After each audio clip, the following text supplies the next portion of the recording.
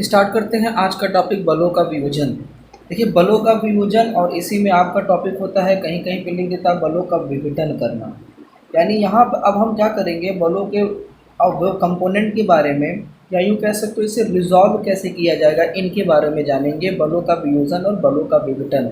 यानी देखिए ये दोनों का प्रोसेस जो होता है वो एक जैसा होता है, चाहे आपको कंपोनेंट की बात करें या रिजॉल्व की बात करें। या आपको याद रखिएगा कंपोजिशन आपका, जैसे आपने बताया गया था शुरू में कि आपको फोर्स एनालिसिस में बलों को तोड़ना जानना है और आप कंपोज करना और इसे रिजॉल्व करना, बलों को तोड़ना और जोड़ना सीखना है।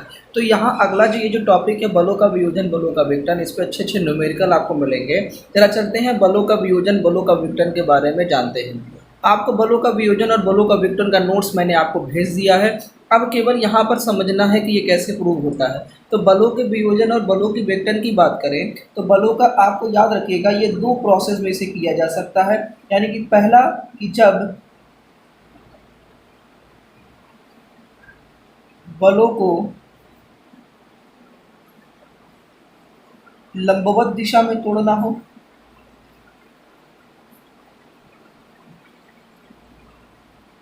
और दूसरा आता है जब बलों को किन्हीं भी दिशा में तोड़ना, किन्हीं भी दिशाओं में तोड़ना हो। यानी कि देखो इस प्रोसेस में आपको जानना क्या है, यानी यहाँ पर हमको क्या करना है। जब यानी कि याद रखे रहिएगा, आपने अगर कभी फिजिक्स पढ़ा होगा तो आपने देखा होगा जब कोई भी बल आपका, कोई भी पी आपका काम कर रहा होगा तो आपने क्या किया होगा, यहाँ पे वाई जो हम कहते कि ये थीटा कोण बना रहा है तो आप यहाँ पर लिखते थे कि ये पी कॉस थीटा हो जाएगा, और आप जान रहे होगे कि ये क्या होगा, पी साइन थीटा होगा। तो ये जो आपने इस बल पी को दो कंपोनेंट में आपने क्या कर दिया, तोड़ दिया। तो ये जो आपका कॉस हुआ, ये साइन हुआ, ये कैसे हुआ। अगर आपसे पूछ दे कि इसको जरा पूरा आप डिराइव करके बताइए कि आप थीटा वाले को ही कॉस क्यों लिख रहे हो और आप इसे साइन क्यों लिख रहे हो। हम साइन यहाँ कर दे कॉस यहाँ कर दे तो क्या गलत हो जाएगा। तो आखिर क्यों ऐसा लिखा जाता, हमेशा बताया गया होगा कि थीटा वाले पास वाले वैल्यू को कॉस में लेके चलते हैं और जो दूर वाली होती है वो साइन होती है। ऐसा होता कैसे है, जरा इसके बारे में जानिए। अगर हम बात करें तो आप जब ये बल को देख रहे हो तो आप इसे लंबवत दिशा में तोड़ो। यानी पहला जो टॉपिक है, यानी बलों को जब भी तोड़ा जाता है दो तरह से आप इसे तोड़ सकते हो। एक कंपोनेंट आप इसे लंबवत दिशा में और दूसरा आप किन्हीं भी दिशाओं में। तो किन्हीं भी दिशाओं में, और दोनों के प्रोसेस की जरा समझ लीजिए।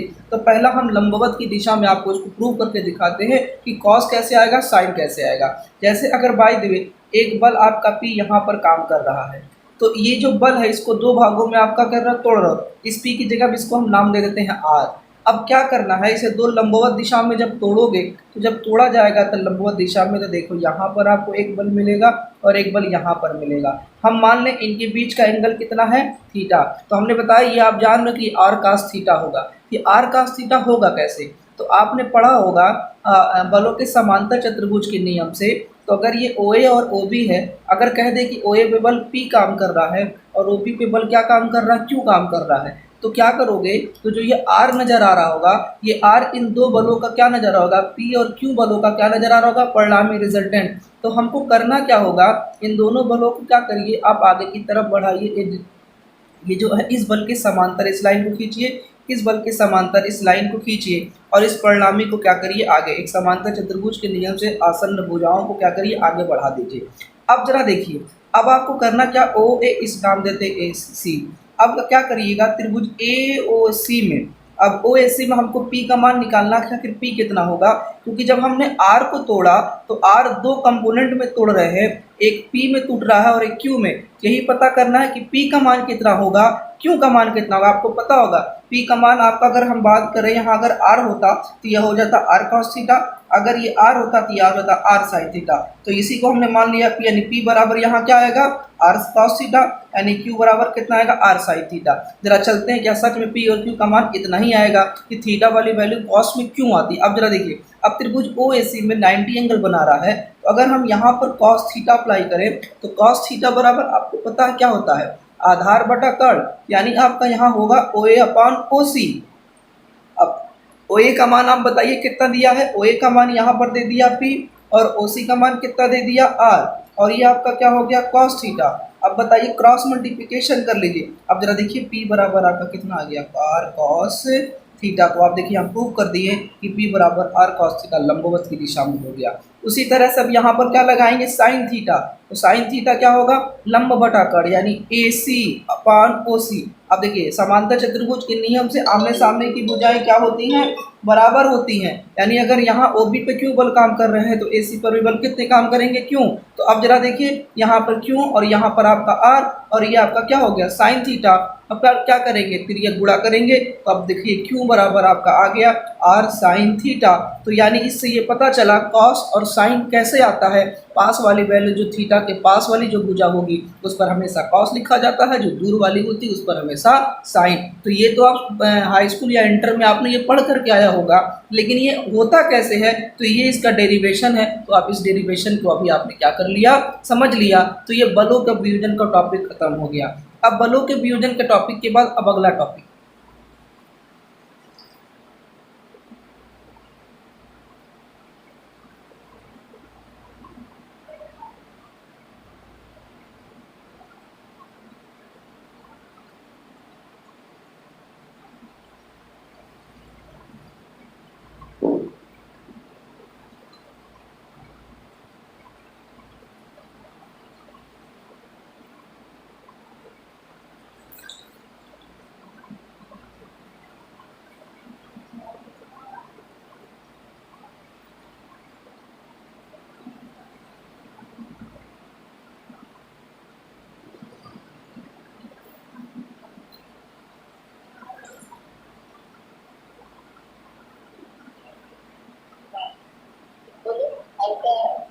हम्म हम्म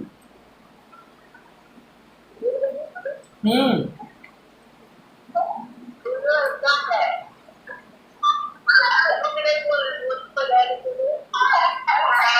हेलो हेलो।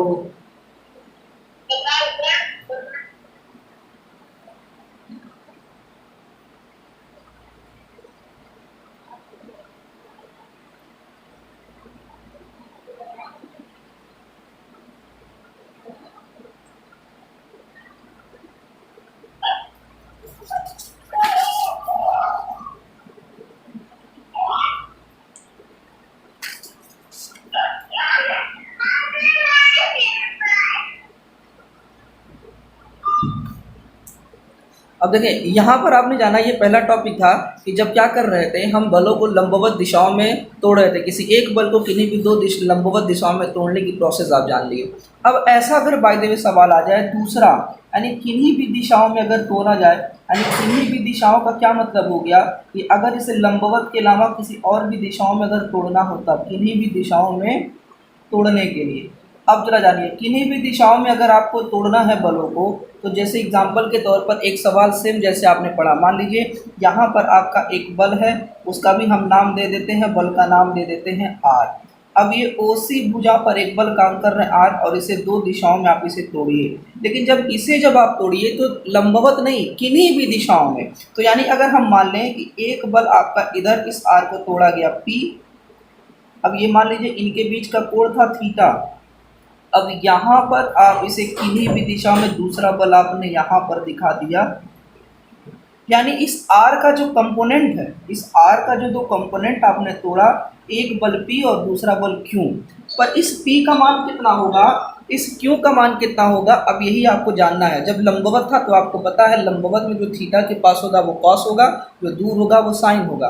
तो अब इसमें करना क्या है जरा ध्यान दीजिएगा, उसमें भी जरा देखिए। इस बिंदु पर अगर देखा जाए एक बल पी दूसरा बल क्यू काम कर रहे हैं, तो आपको पता है लॉ ऑफ पैरेललोग्राम से यदि किसी भी बिंदु पर आपके दो बल काम कर रहे हैं तो इन दोनों भुजाओं को क्या करेंगे, समांतर चतुर्भुज की दो आसन्न भुजाओं द्वारा अगर प्रदर्शित किया जाए, यानी इसी भुजा से एक ऐसे आगे इसके समांतर एक रेखा खींच लीजिए और इस भुजा के समांतर एक रेखा आप ऐसे खींच लीजिए और इसे आप आगे की तरफ बढ़ा दीजिए, तो सी यहाँ वाले चला गया आपका।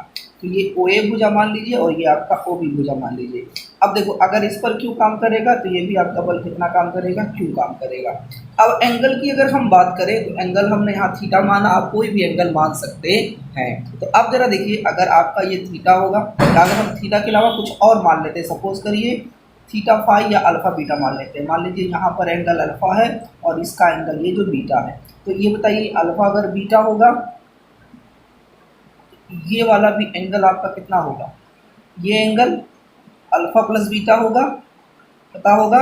और इस एंगल की अगर हम बात करें तो ये जो एंगल होगा आपका वो 180 माइनस अल्फ़ा प्लस बीटा।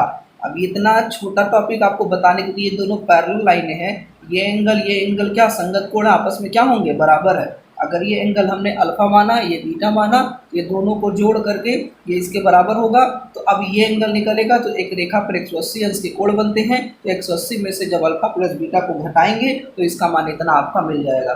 तो अब जरा देखें, अगर ये एंगल बीटा होगा तो अल्टरनेट एंगल ये एंगल कितना होगा, बीटा।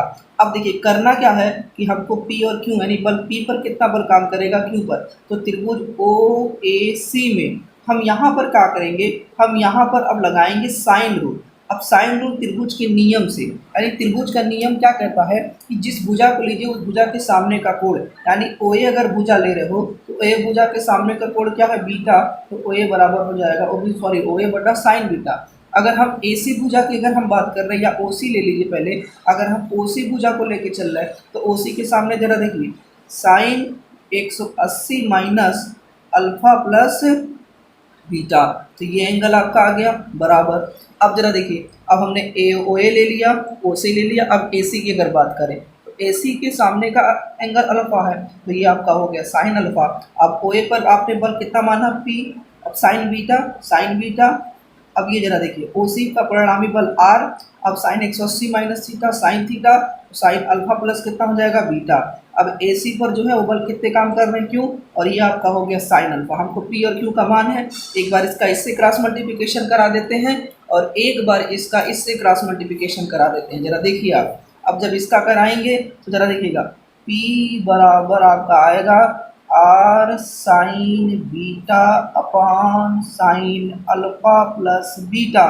तो ये P, यानी कि अगर किसी भी दो दिशाओं में तोड़ना है तो यानी कि अगर R मान दे दिया हो, हमको P का मान है तो डायरेक्ट फार्मूले में रख दीजिए कि P बराबर आपका होगा R sign beta sine alpha plus beta, direct आपको P का मान निकल जाएगा। सिमिलरली आपका Q निकालना है। अब जरा देखिए Q का जब क्रॉस मल्टीप्लिकेशन करेंगे, देखिए सब कुछ एक होगा, बस ऊपर का मान बदलेगा।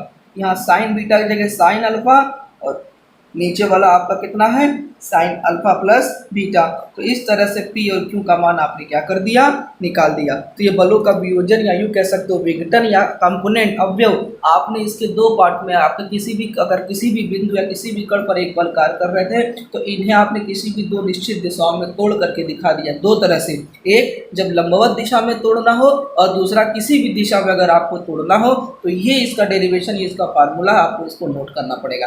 इसके बारे में बाकायदे हमने क्या किया है, नोट्स बना करके आपको भेज दिया है। केवल समझाना था कि ये कैसे आपका अल्फा बीटा, ये आप इसकी जगह देखिए अल्फा बीटा की जगह कुछ और भी मान सकते हैं। जो मैंने नोट्स भेजा है उसमें अल्फा और बीटा लिखा था, इसलिए मैं अल्फा और बीटा ही मान करके लेके चल रहे। तो फिलहाल ये आपने क्या किया, बलों के वियोजन के बारे में या विघटन के बारे में आपने समझ लिया। अब देखिए अगर बाय द वे इसी पर न्यूमेरिकल की अगर बात करेगा तो न्यूमेरिकल जब देता है तो देखिए न्यूमेरिकल कैसे देगा। सवाल आपको दे दिया गया है कि आपके पास मान लीजिए एक कील है, एक कील जो है दीवार से लगाई गई है। अब दीवार से लगाई गई है, मान लीजिए आपकी कील है, ये दीवार में मान लीजिए इसको लगाई गई है, एक कील है। अब इस कील को ये कह दे कि ये बताइए इसको आप 36 से 30 अंश के कोण पर 50 न्यूटन के बल लगा करके खींच रहे हो नीचे की तरफ, यानी इस कील को 50 न्यूटन की बल लगा करके क्या कर रहे हो, खींच रहे। तो आपसे कहेगा ये बताइए कौन सा ऐसा बल है जो इस कील को बाहर निकलने का विरोध करेगा। तो जरा खुद देखिए इस सवाल में एक कील ऐसे लगाई गई है दीवार में, अंदर की तरफ गई है, उसे हम रस्सी से या किसी भी उपकरण से पकड़ करके हम 30 अंश के कोण पर बाहर की तरफ खींच रहे। तो यही पूछ रहा कि ये बताइए कौन सा ऐसा बल है जो इस कील को बाहर निकलने से विरोध करेगा। तो जरा देखिए आपको 50 न्यूटन के बल है और ये 30 अंश बना रहा है, तो जाहिर सी बात है इस जगह पर इस वाले पर हम लिख सकते हैं ये 50 क्या है, cos 30 होगा, और ये इस वाले आप लिख सकते हो ये 50 और ये कितना होगा, sin 30 होगा। तो अब देखो इस आपने तिरछे वाले बल को आपने लंबवत दो दिशाओं में क्या कर दिया, तोड़ दिया। अब इसको अगर हटा दिया जाए, क्योंकि आप जब इस दो कंपोनेंट में तोड़ दिए तो इसका मान खत्म हो गया, अब ये रिजॉल्व हो गया। तो अब बताइए इन दोनों में कौन सा ऐसा बल है जो कील को बाहर जाने से विरोध करेगा। तो जाहिर सी बात है ये वाला जो है इसकी इसी दिशा में है, तो ये कील को क्या करेगा, बाहर निकालेगा कॉस वाला, और ये जो साइन वाला वही तो है जो विरोध करेगा, यानी कील को बाहर निकलने का विरोधी जो बल है, जो विरोधी जो आपका बल है वो आपका कितना है 50 साइन 30। अब आप जरा देखिए, अब आपको पता है कि 50 साइन 30 का मान कितना होता है, तो बस कैलकुलेटर उठाइए, ये देखिए 50 और ये आपका साइन और यहाँ पे 30, मान कितना आया 25, यानी 25 न्यूटन का जो बल है वो क्या करेगा, उस कील को बाहर निकलने का विरोध करेगा। लेकिन जब अब ये वाला जो है, अगर आपसे पूछे कि ये बताइए कौन सा बल है जो कील को बाहर निकालने का प्रयास करेगा, तो कॉस वाला बाहर निकालने का प्रयास करेगा, साइन वाला बाहर निकलने का प्रयास नहीं करेगा। उसी तरह से इसी पर एक और दो न्यूमेरिकल है, मान लीजिए एक दो सवाल और आपको दे दें, जैसे बाय द वे आपसे फिर कह दें कि मान लीजिए अगर आपके पास एक दीवार है, इस दीवार में चाहे क्षैतिज दीवार हो चाहे ऊर्ध्वाधर दीवार हो, कैसी भी दीवार है, अब ये कह दे कि मान लीजिए यहाँ पर आपका एक कोई भी एक कील लगा हुआ है, अब इसमें आपको मान लीजिए एक रस्सी या किसी भी उपकरण से बांध करके क्या कर रहे हो, एक यहाँ पर आप 100 न्यूटन का बल लगा रहे हो।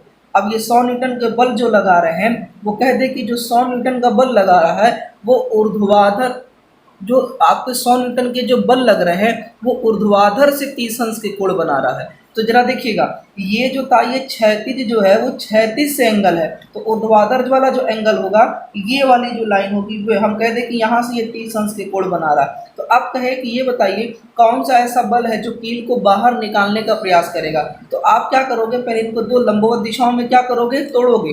तो अब जरा चलते हैं, दो लंबवत दिशाओं में तोड़ने के लिए आप क्या करोगे, ये 100 है तो यहाँ पर ये 100 साइन 30 होगा। साइन क्यों लिया, क्योंकि आपको पता है जो भुजा के समीप जो एंगल होता है उस पर कॉस होता है। आखिर कॉस क्यों होता है और ये भी आप जान रहे हो कि कॉस क्यों लिया जाता है, आपने डेरिवेशन करके देख लिया। तो अब जरा देखिए, ये वाला जो होगा वो क्या करेगा, विरोधी बल है, और ये वाला जो बल है वो बाहर निकालने वाला बल है। तो कील को जो बाहर निकालने वाला जो बल है वो आपको कौन सा है, 100 साइन 30। अब जाहिर सी बात है आप यहाँ करोगे तो कितना न्यूटन आ जाएगा, तो अब वही कैलकुलेटर उठाइए, वही तो आपको पता है कि आप यहाँ पर 100 और ये साइन 30 का मान रखा। अब देखिए 100 साइन 30 का कितना है 50, तो बस यहाँ पर 50 न्यूटन, यानी 50 न्यूटन का जो बल होगा वो कील को बाहर निकालेगा। लेकिन ये वाला जो बल होगा, यानी विरोधी बल, अगर आपसे पूछे कि कौन कील को मोड़ने का भी प्रयास कर सकता है और बाहर ना जाने से रोकने का भी प्रयास कर सकता है, तो ये दोनों नाम दे सकते हैं। तो अब जरा देखिए, अब ये 100 और ये cos 30, अब जरा देखिए 100 cos 30 करेंगे कितना आएगा, 86.6, यानी 86.6 न्यूटन का बल ऐसे होंगे जो कील को बाहर जाने से क्या करेंगे, रोकेंगे। तो फिलहाल इस तरह से आपने दो कंपोनेंट वाले सवालों को देख लिया। अब देखिए कंपोनेंट वाले सवालों को देखने के बाद अगला जो टॉपिक आता है पॉलीगॉन थ्योरम। अब जान लीजिए पॉलीगॉन थ्योरम जो आपका होता है, पॉलीगॉन थ्योरम की अगर हम बात करें, यानी बहुभुज का नियम की बात करें, तो बहुभुज का नियम जो आपने त्रिभुज का नियम पढ़ा है सेम उसी तरह से होता है। जैसे त्रिभुज के नियम में आपने देखा, तभी हमने बताया था, जब किसी भी कण पर 3 बल काम कर रहे थे, P, Q और R, और ये मान लीजिए अल्फा बीटा गामा पे काम कर रहे थे, तो उनकी भुजाओं के परिणाम तथा दिशा में किसी त्रिभुज की अगर भुजाओं द्वारा प्रदर्शित किया जा रहा था, अगर एक बंद आकृति मिल रही थी, तो हम कह सकते थे कि हमारा जो बहुभुज है, जो हमारा त्रिभुज है वो संतुलन, जो त्रिभुज है उस पर जो बल कार्य कर रहे हैं वो संतुलन की अवस्था में है। तो बहुभुज का नियम भी सिमिलरली वही है, यानी कि अगर किसी भी कण पर एक साथ अनेक बल कार्य कर रहे हैं, मान लीजिए P काम करे, फिर यहाँ पे मान लीजिए Q काम करे, यहाँ पे मान लीजिए R बल काम करे, और यहाँ पे मान लीजिए S बल आपका काम कर रहा है, मान लीजिए S, और एक बल और ले लेते हैं, मान लीजिए यहाँ पर आपका कौन सा बल काम कर रहा है, T। तो जरा देखिए आप P, Q, R, S, T कितने बल काम कर रहे हैं, 5 बल काम कर रहे हैं। तो मान लीजिए इनके बीच कोई ना कोई तो एंगल दिया होगा। तो अब अगर किसी बहुभुज का नियम ये कहता है, यदि किसी बिंदु पर एक साथ अनेक बल कार्य कर रहे हों और उन बलों को परिणाम तथा दिशा में किसी बहुभुज की भुजाओं द्वारा प्रदर्शित किया जाए और एक बंद आकृति अगर प्राप्त होती है, तो बल हमारा संतुलन की अवस्था में होगा। सेम वही प्रोसेस है, इसमें भी विलोम भी कह सकते हैं, और आपका जो थ्योरम है लॉजिक वाला, आपका जो शुरू वाला जनरल मेथड, यानी कि आपको करना क्या है, यदि किसी बिंदु पर एक साथ अनेक बल कार्य कर रहे हैं, मान लीजिए P काम किया, Q काम किया, R काम किया, S काम किया, T काम किया, वो जिस डायरेक्शन में काम कर रहा है आप उसी के अकॉर्डिंग उसी डायरेक्शन में बढ़ाते रहे। जैसे P इधर काम किया तो हमने क्या किया, एक P की भुजा इधर ले लिया। अगर देखिए Q इधर काम कर रहा है तो Q भुजा हमने इधर ले लिया। अब इसके बाद आर इधर काम कर रहा है तो हमने आर वाली भुजा को इधर ले लिया। अब देखिए एस नीचे की तरफ काम कर रहा है तो हमने इसे एरो देके नीचे ले लिया। टी देखिए इधर की तरफ काम कर रहा है, ये इधर की तरफ ले लिया। अगर आप ऐसे ले रहे हो और एक बंद आकृति मिल रही है तो इसका मतलब ये बल क्या है, संतुलन की अवस्था में होगा। तो यही पॉलीगॉन थ्योरम है। जो त्रिभुज का नियम जैसे आप पढ़ रहे थे पॉलीगॉन थ्योरम, त्रिभुज में आपको गिनती थी कि 3 भुजा होगी, लेकिन पॉलीगॉन में कोई 2 या 2 से अधिक जितने भी आपके हों, आपके जितने भी हों, अगर एक बंद आकृति बना लेती है तो इसका मतलब वो संतुलन की अवस्था